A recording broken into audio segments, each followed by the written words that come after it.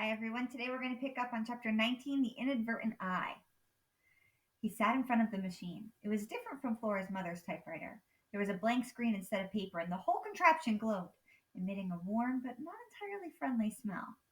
The keyboard was familiar, though. Each of the letters was there, each of them in the same place.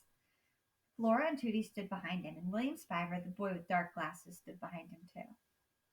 This was an important moment. Ulysses understood that very well.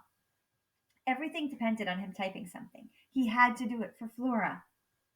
His whiskers trembled. He could feel them trembling. He could see them trembling. What could he do? He turned and sniffed his tail. There was nothing he could do except to be himself, to try to make the letters on the keyboard speak the truth of his heart, to work to make them reveal the essence of the squirrel he was. But what was the truth? What kind of squirrel was he? He looked around the room. There was a tall window, and outside the window was the green world and the blue sky. Inside there were shelves and shelves of books, and on the wall above the keyboard was a picture of a man and a woman floating over a city. They were suspended in golden light. The man was holding the woman, and she had one arm flung out in front of her as if she were pointing the way home. Ulysses liked the woman's face. She reminded him of Flora. Looking at the painting made the squirrel feel warm inside, certain of something.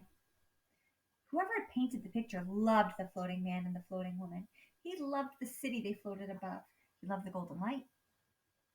Just as Ulysses loved the green world outside and the blue sky and Flora's round head, his whiskers stopped trembling. "What's happening?" said William Spiver.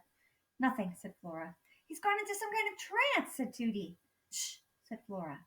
Ulysses inched closer to the keyboard.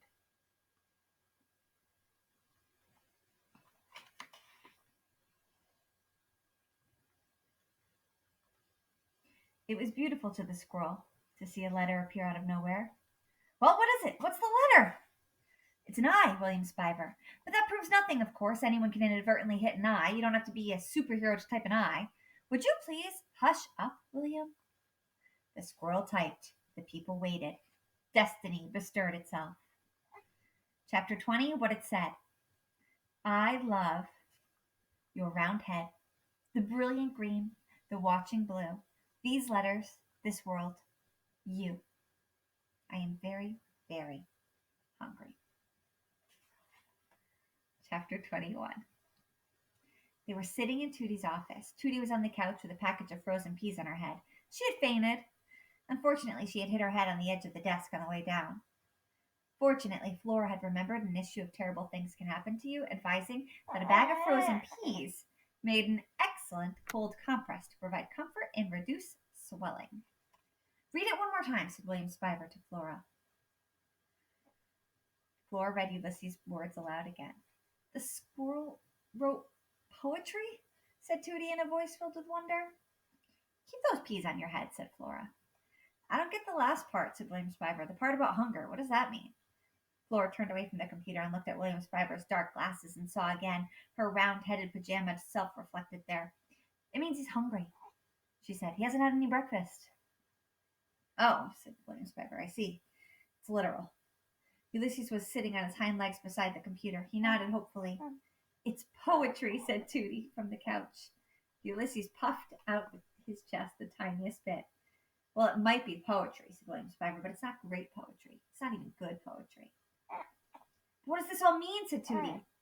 "Why does it have to mean something?" said William Spiver. "This universe is a random place." "Oh, for heaven's sake, William," said Tootie. Flora felt something well up inside of her. What was it? Pride in the squirrel? Annoyance at William Spiver? Wonder? Hope? Suddenly she remembered the words that appeared over Alfred T. Slipper's head when he was submerged in the vat of incandesto. "Do you doubt him? Do not." "Do you doubt him?" said Flora. "Of course I doubt him," said William Spiver.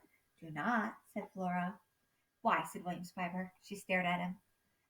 "Take off your glasses," she said. "I want to see your eyes." "No," said William Spiver. "Take them off." "I won't."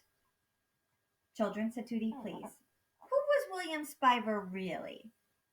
Yes, he was the great nephew of Tootie Tickum, suddenly, suspiciously, come to stay the summer. But who was he really?